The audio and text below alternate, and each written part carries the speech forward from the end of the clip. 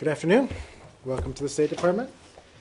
I don't have anything at the top, so over to all of you. Do you have any more information on the case of the U.S. spy in Russia? Is he still in the country? Has he left? Have you gotten more information from your bilateral meetings and your discussions with the Russians? Well, Brad, just to reiterate what I said yesterday, that we can confirm that an American embassy official in Moscow was briefly detained and was released, and that we've seen the Russian Foreign Ministry announcements. We can also confirm that Ambassador McFaul met with Deputy Foreign Minister Ryabkov today. We're not going to comment on the private diplomatic conversation, but that meeting did occur. Okay, but you now acknowledge the public announcement that he was declared persona non grata, correct? Right.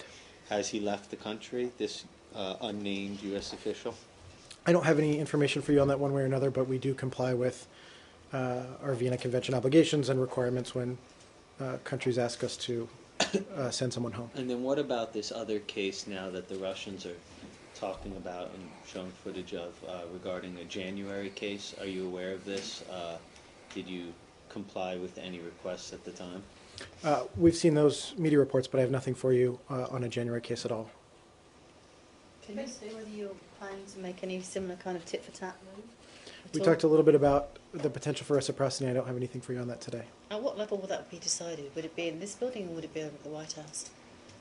Normally, issues of reciprocity are decided here at the State Department, but that's just generally speaking on this specific case. I don't have anything for you. In this case, would reciprocity go to a third secretary, or would you have to find someone who you also accuse of similar acts of espionage? Again, Or is it each just instance pure of diplomatic? issues like this are taken on a case-by-case status. Jill?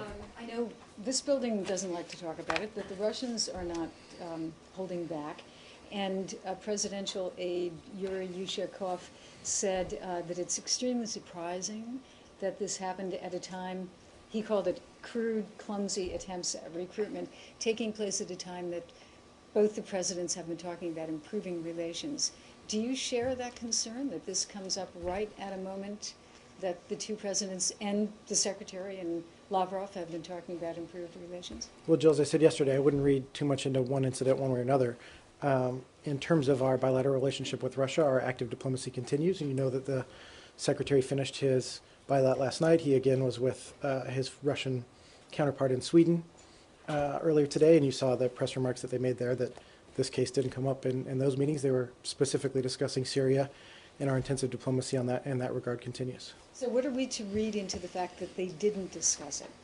What does that mean? Why didn't they? Again, I wouldn't, as I said, I wouldn't read into one case too much one way or another. We continue our broad diplomacy with Russia. So it wasn't that important? Again, I think I've characterized it how we want to characterize it. Russian National Security Chief Nikolai Patrushev is apparently going to visit the US next week. Do you know who he might meet with and what could be discussed? What's on the agenda for the talks? I don't have anything, any information in terms of meetings in this building. I'd have to look into it and get back to you, Joe. So the U.S. ambassador to Russia was summoned on Wednesday. Any details about that? I talked about that a little bit earlier, that I confirmed that he did have a meeting with Deputy Foreign Minister Ryabkov, but that I wasn't going to get into the details of their diplomatic conversation. They spoke about Syria only, I guess? Again, I'm not going to get into the details of this, but we know from the public comments what the meeting is about. Saeed, go ahead. Can we go to Syria? Just on the Lavrov's meeting with Kerry, is there anything more concrete with regard to the upcoming conference? I know they decided on Geneva as the venue, but was there anything more concrete said with regard to the participation of both the Syrian government and the opposition? What level would that be, or what level do they desire to have it at if they agree to come? You heard the Secretary talk about this morning, and he talked about his optimism and the work we're doing as we move toward this peace conference.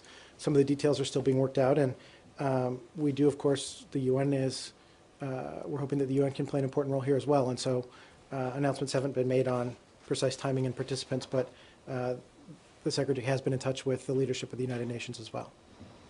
And on Syria and the Yep. UN, there was, of course, the General Assembly discussion. It may still be ongoing at this stage. I'm not aware Is that it- the vote has taken place yet, but I know that the conversation leading No, up to the vote it was happening. It has already taken place, I believe. Okay. So there is an effort, I guess, to isolate Syria further. There is a draft that was submitted by Qatar and the Arab group basically putting all the blame on Syria, to which the Russians objected, and they said that it was biased. Do you have any comment on that? Thanks, Saeed. Well, we co-sponsored this resolution to show our support for the humanitarian relief and political transition that the Syrian people seek and deserve. This resolution is consistent with the initiative to bring the Syrian regime and the opposition together in an effort to advance a political solution under the framework agreed to in Geneva in June 2012. Okay, so, but this is being interpreted as an effort to set the stage for the upcoming, the General Assembly session, in September, to basically throw Syria out of the United Nations and give the seat to the opposition, much as what happened with the Arab League. Is that what is going on? Where we are in the process in terms of the General Assembly looking at Syria is that it reflects the General Assembly's acknowledgement of the progress made by the opposition toward becoming empowered interlocutors. But in terms of final recognition as the Syrian state, that's a different matter, and I'm not sure that I would read into specific resolutions one way or another in that regard. Jill, go ahead. Also in Syria, the Syrian government apparently has given names of potential people who might go to that meeting, given those names to Russia. Have the opposition given names to the United States of who they think should be in that conference? Well, this is something that the opposition continues to work through, including the SOC, and so we've encouraged them as they work through their leadership issues as well to focus on naming negotiators, but I don't have anything to read out at this point. Also, if I may follow. Go ahead, Brad. Go ahead. The Russians said today that any conference on Syria must include Iran. So do you agree that a country like Iran that has such close ties to Syria and actually a lot of influence on Syria and Lebanon should be included in such a conference? Well, decisions on participants are still being worked through at this time, so this is something we've talked about all week at the podium. But is it from your point of view, from this building's point of view, is it that Iran should be party to any kind of international conference so you can have sort of solid international agreements or engagements in this case? The issue of participation in this conference is still being worked through, so we've talked about this earlier in the week. Michelle? Just real quick, is the United States the proxy for the Syrian opposition? I mean, when they put names forward, either as negotiating partners or as potential interim government candidates, is that going to go through the United States?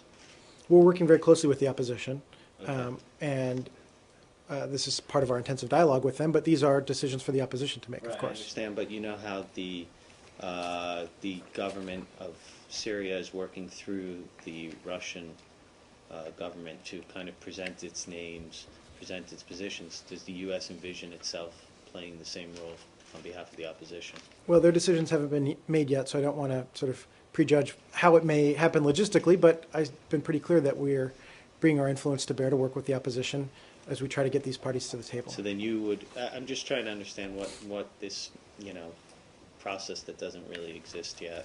But I mean, you talk about all the time how you're doing all this work to get a political transition. So I'm just trying to understand when they bring forward these names, they'll bring them to you, and then you'll have their potential delegation, and the Russians will have the. I just don't have they that. They don't have a seat at the United Nations. They have to have some method for disseminating Right. whatever their positions and delegations. I just don't have that logistical fact of after they make their decisions, will they share it with all of us in the London 11 or specifically with the U.S.? We're just not there yet. Okay, Michelle, go ahead. But Jordan has announced today that the Syrian opposition will not attend the contact group meeting that will be held next week in Jordan. Do you know why? I don't. I'd refer you to Jordan for more details on their conference. That's something that the Secretary looks forward to attending, but I don't have any details on the final participation in that one way or another. But it would be the first time that the opposition doesn't attend such a meeting. Again, I hadn't seen that before coming down, so I'm not aware of that information, but we're appreciative of the Jordanians for willing to organize the meeting. One more on Syria. Is the U.S. still working on changing or working to change the asset calculation on the ground, and how? Absolutely, and I want to just clarify something. There's been some press reporting and editorializing out there that seems to sort of imply that we're not working in that direction, and let me just be clear. The pursuit of a political solution is not a switch back or pursuit away from any of our concurrent lines of effort to resolve the Syrian crisis. I talked a little bit about this yesterday. So we're going to continue to increase our aid, continue to help the opposition, and continue to work every day to change Assad's calculation. We've been clear throughout that a political solution is the best way and the fastest way to end the violence and the suffering of the Syrian people.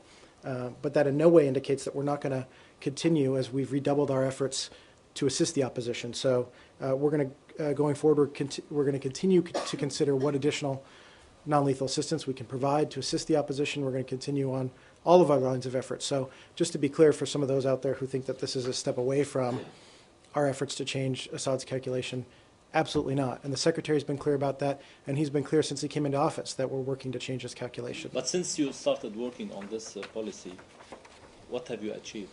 I mean, again, you all try to always draw a line in the sand on an individual day, but what we've done is we've doubled our non-lethal assistance, we've dramatically increased our humanitarian assistance, and concurrently with that, we're also working to seek peace by giving new energy and new vitality to the pursuit of peace through a negotiated settlement. So we're working all of these lines of effort very vigorously. The Secretary is working it on a daily basis with his personal diplomacy, and it's the strong focus of this department and this U.S. government. Have you changed anything on the ground I mean, again, to push President Assad to change his calculation? we've certainly worked assiduously with the opposition to increase their capabilities and their organization and their unity and their cohesion. We are talking about facing somebody who is brutally slaughtering his people and is willing to go to almost all ends to stop the free will of his people. So that's really what we're up against. And so we've seen the brutality of the Assad regime and the regime's willingness to do almost anything to its own people. And that's really what we're up against. So we'll continue on all of our lines of effort and continue to support the opposition and continue to seek all avenues to end this violence as quickly as possible. Sorry, Patrick, can I just Go ahead, take you Jo. back? You just now you said that the Secretary looks forward to attending the meetings in Amman next week. So you're confirming that Secretary Kerry will be at the Friends of Syria meeting in Amman next week? Yes, I don't have the full travel schedule for him for the upcoming week, but this is something that had been mentioned already in the previous hours, so we can confirm that piece of it. But again, when we have a more fulsome travel schedule to share with you, we'll get that to you. And this is a meeting that's been arranged by Jordan on its own initiative, or following up from the meetings that Secretary Kerry had with Foreign Minister Judah last week in Rome? You know, I'm not sure the genesis of this particular meeting. Part of this is keeping the London 11 and all of the key supporters of the opposition unified and allied as we work toward our common goal. But I don't have more information on this meeting as we're still a number of days out. London 11? I think that's a term we've used before in terms of the key countries that are supporting the opposition. Do you know who else will be at the meeting in Amman? Have you a readout on that? Again, I don't refer to the Jordanians, and we're a number of days out, so you know that we hesitate to get into too much details. We're still days out. The key purpose of this, because it comes after there was a fairly recent one before, I can't remember, they're coming so quickly now. Well, I think what you'll see is that a substantial amount of our diplomatic energy is focused on this, and so there'll be a number of meetings going forward, and the Secretary is invested in his personal diplomacy in all of these regards, both in supporting the opposition and in working toward a peaceful and negotiated solution to end the violence in Syria. And should we read anything into it that this one's in Amman and not in Istanbul? I'm not sure that I would. In an Arab country as opposed to one of the Syria's neighbours. Again, I'm not sure that I can characterize a meeting that's still a number of days out further at this point, but thanks for that, Brad. Samir, go ahead. There are press reports talking about Iran plotting or planning with its proxies to change the military situation on the ground in Syria before the expected conference. Are you aware of these reports? Well, they've already had a very negative role, and a substantially negative role on the ground inside of Syria in terms of their direct training. You know that an Iranian general was killed inside of Syrian territory. So there's already been a very explicit role, whether it's the Iranians or their allies in Hezbollah or other nefarious actors. It's been substantial to date. Yeah, but they want to set the stage before the conference. Again, I hadn't seen those specific sort of speculation reports in the press, but this is something that there's a history of this going back quite some time. It looks like we have some questions maybe on the Philippines and Taiwan. I'm just guessing. Yeah. Patrick, do you have anything new to say on the fatal shooting of the Taiwanese fisherman by the Philippines? Jen said a couple of days ago that the United States was in contact with both Taiwan and the Philippines. How is your communication with both sides? How effective is your communication? Because the problem seems to be far from ending. Thank you. Thanks for the question. John, am I correct? Yeah. Thanks, John. So we're concerned by the increase in tensions between two neighboring democracies and close partners of the United States in the Asia-Pacific region. We note that the Philippine president appointed a personal representative to Taiwan to convey his deep regret and apology to the family of the fishermen and the people of Taiwan. We welcome the Philippine government's pledge to conduct a thorough and expeditious investigation into the incident and cooperate promptly and fully with Taiwan investigators. We urge the Philippines and Taiwan to take all appropriate measures to clarify disagreements and prevent recurrence of such tragic events. And we continue to urge both parties to ensure maritime safety and to refrain from actions that could further escalate tensions in the region and undermine the prospects for a rapid and effective resolution of differences. How is your communication with both sides so far? You know that these are partners with whom we have extensive relationships. I'm not going to get into the day-to-day readout of our diplomacy, whether it's from Washington or our posts overseas, but I'm just not going to get into that level of detail. Is it, has U.S. learned exactly the location of the incident and when the investigation will be revealed to the public? So far, how much fact have you learned? I don't have any information on when the investigation may be complete and refer you to the government of the Philippines, but it appears the incident took place in or near disputed waters where the Philippines and Taiwan both claim fishing rights. The United States does not take a position on the proper location of a maritime boundary in that area. What is in or near disputed area? So it's disputed whether it's in disputed area or not? I mean, again, that's a pretty rough estimate. Can't you just say it's in disputed area then? Again, this is in or near disputed waters. That's all the accuracy that's all the level of detail we have on that. That's everywhere in the world, correct? Everywhere in water, it must be in or at some point near to disputed waters. The point is the point is, Brad, we're not able to pinpoint exactly whether it was inside of the disputed waters It was in the water. or very nearby that disputed area. That's the point. Bingru, go ahead. Taiwanese leader Ma Ying-jeou actually rejected the Philippines' apology as lacking sincerity. Do you consider Philippines' apology is sincere? Well, again, in terms of an apology, this is a determination for the Taiwan authorities to make, and they can discuss that as appropriate directly with the government of the Philippines. So that's a judgment that they're making. You mentioned you're concerned about the increasing attention. Are you concerned this conflict, as it's rising, would undermine the U.S. interest in Asia-Pacific? Again, I'm not going to draw sort of that broad a conclusion other than to say that we're concerned about this increase in tension. And so these are two partners that we have a robust relationship with both of them, and we want them to work through their differences on this issue as expeditiously as they can. So what level do you have contact with both sides? I already answered that question, that we have diplomatic discussions, but I'm just not going to get into the back and forth of every discussion at every level. The death of the Taiwanese fishermen was a main factor why there has been outrage all over Taiwan. The United States has expressed regret over the death of the fishermen. Would the United States express, something more than regret, sympathy, or because after all, Taiwan is an ally of the United States, as you say? It is up to the Philippines and Taiwan to determine the specific terms of the resolution on this immediate issue. We've said what we have already on the specific incident. Nike, go ahead. You've been waiting in the back. Patrick, you mentioned several times about maritime security.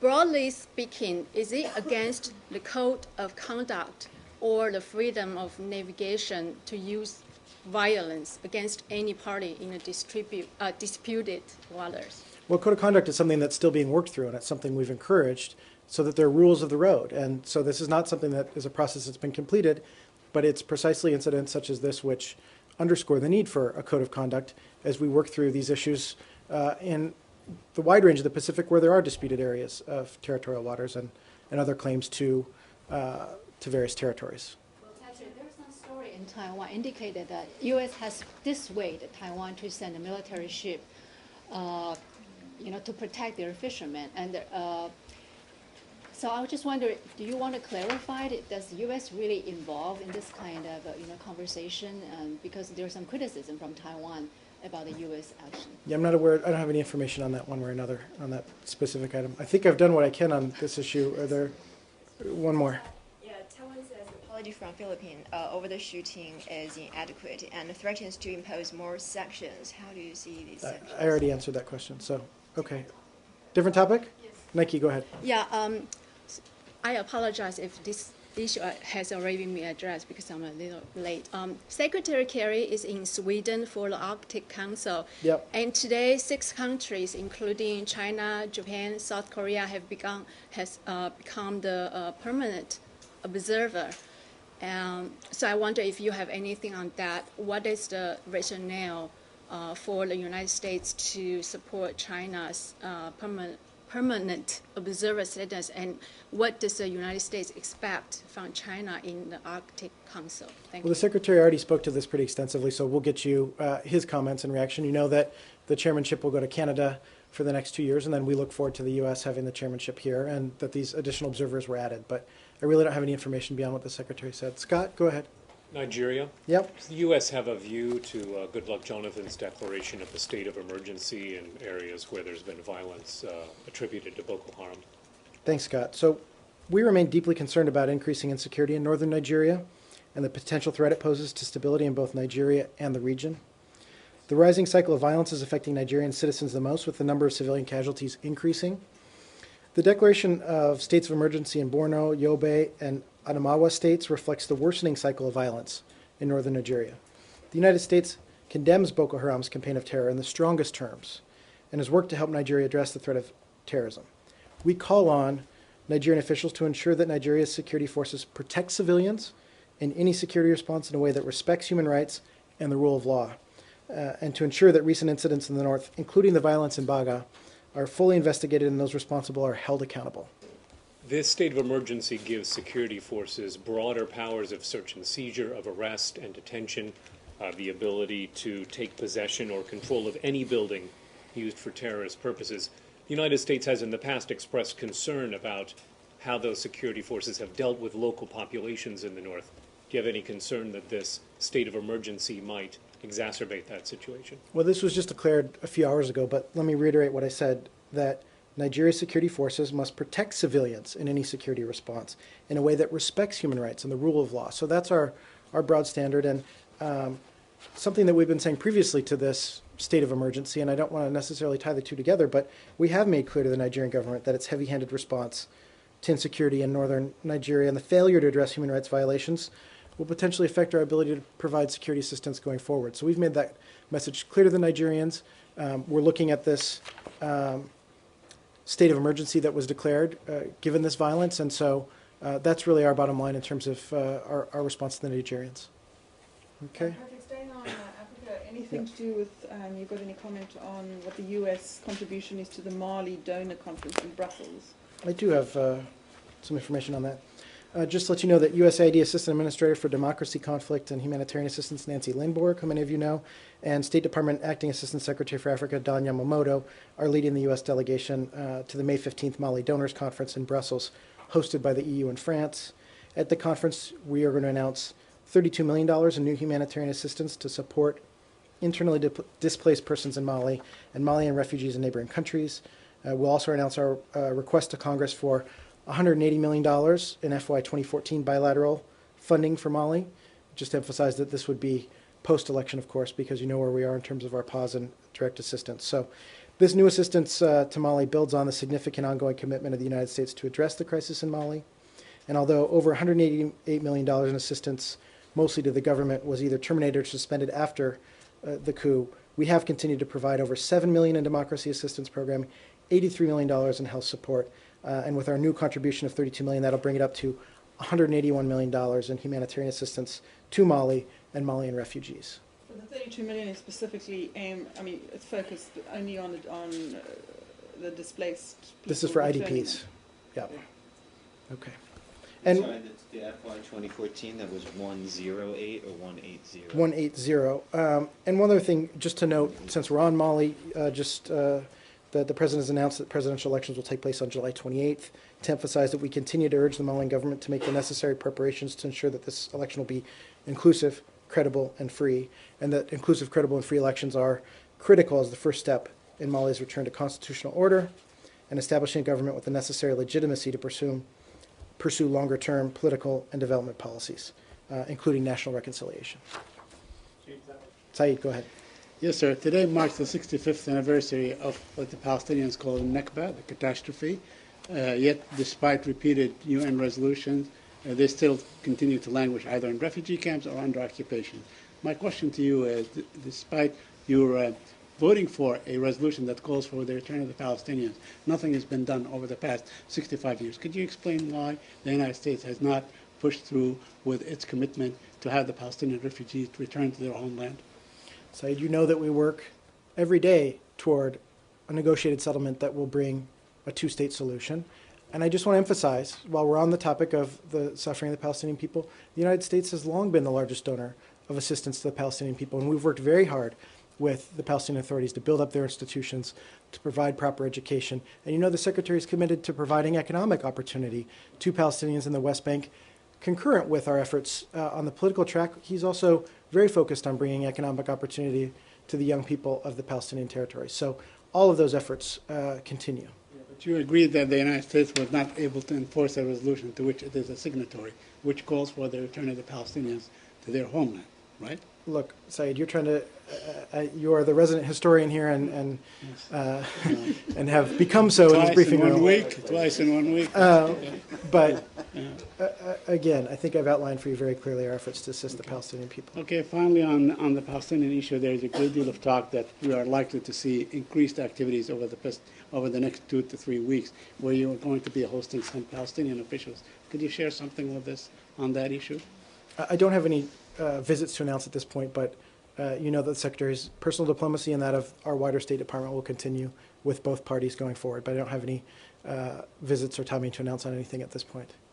Go ahead. On North Korea, Yep. as you know that Japanese Abe's advisor visit to North Korea right now, and what is the U.S. view of the Japan and North Korea talks?